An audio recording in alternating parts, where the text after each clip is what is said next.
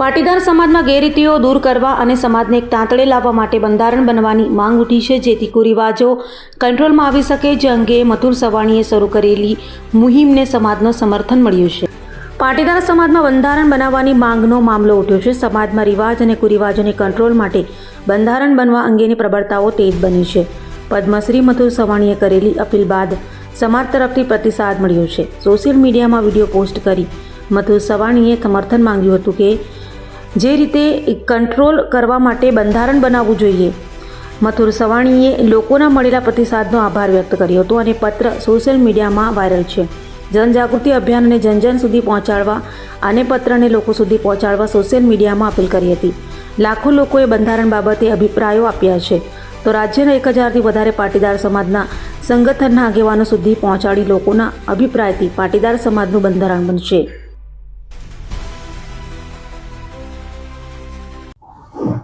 ગુજરાતમાં પાછલા એકાદ વર્ષથી જે તે જ્ઞાતિ સમાજમાં રીતિ રિવાજ કંટ્રોલ કરવા માટે નિયમો બની રહ્યા છે, બંધારણ બની રહ્યા છે.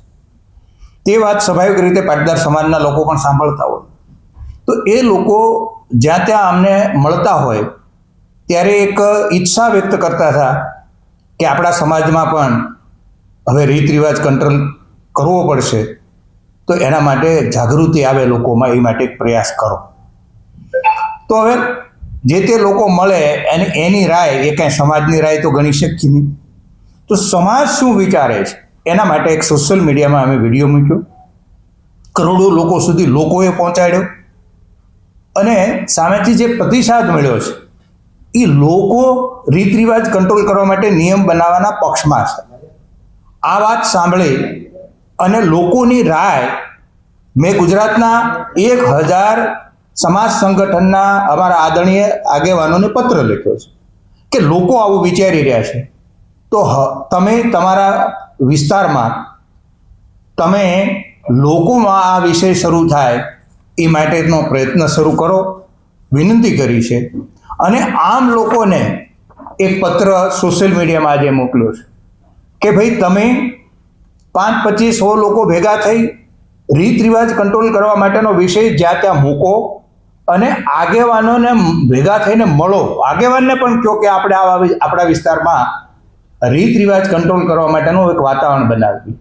અને આવી રીતે જો આખા ગુજરાતમાં વાતાવરણ બનશે તો એક રીત રિવાજ કંટ્રોલ કરવા માટેનું અભિયાન, જાગૃતિ આવશે.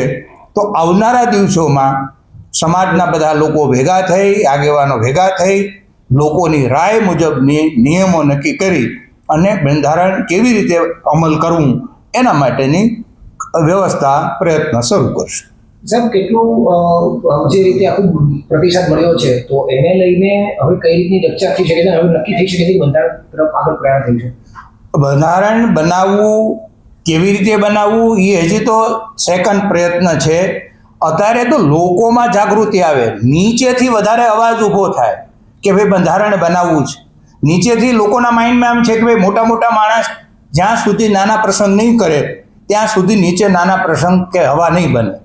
તો એની પણ એક રાય બની છે કે મોટા માણસો પોતાની કંપનીના બેનર નીચે કાર્યક્રમો કરે, જે રાષ્ટ્રીય આંતરરાષ્ટ્રીય સંબંધો ડેવલપ કરે, કંપનીના કાર્યક્રમોમાં લોકોને બોલાવે, કંપનીની બ્રાન્ડ ડેવલપ કરે, પરંતુ પોતાના સંતાનોના લગ્ન એક સામાન્ય નાની પદ્ધતિમાં કરે, રીત રિવાજમાં રહી, સમાજના રીત રિવાજમાં રહીને કરે, તો એ કંપનીની પણ બ્રાન્ડ મોટી કરી શકશે, વ્યવસાયિક સંબંધ પણ ડેવલપ કરી શકશે અને બીજી સાઈડ સમાજની જે પીડા છે એમાં પણ એ સહયોગ આપી શકશે. આવી પણ એક નીચેથી રાય બની રહી છે. એટલે આ બધા આ માટે અત્યારે મંથન કરી રહ્યા છે. મંથન કરવાનું અભિયાન વધારે વેગવંતુ બને એ માટેનો અમારો પ્રયત્ન છે. ખાસ કરીને સાહેબ કયા કુરિવાજો છે દૂર કરવાની? ખાસ કુરિવાજો લોટો કુરિવાજો છે.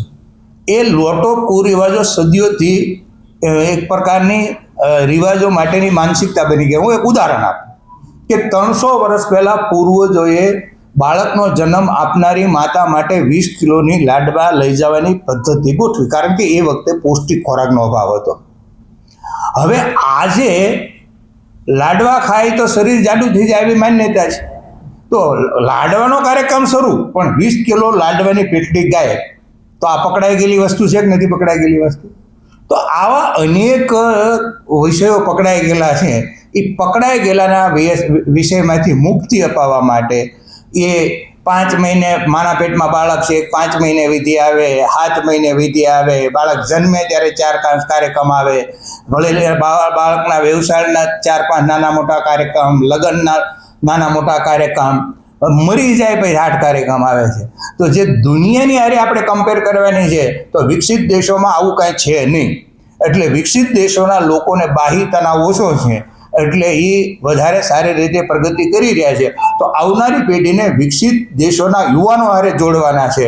તો આપણે આ સંતાનોનું જો સારું ઈચ્છતા હોય, આપણી ભાવિ પેઢીનું આપણે સારું ઈચ્છતા હોય તો એને બાહ્ય ભારણમાંથી મુક્તિ અપાવવી પડશે અને એ મુક્તિ આ રીત રિવાજના કંટ્રોલથી અપાવી શકશે.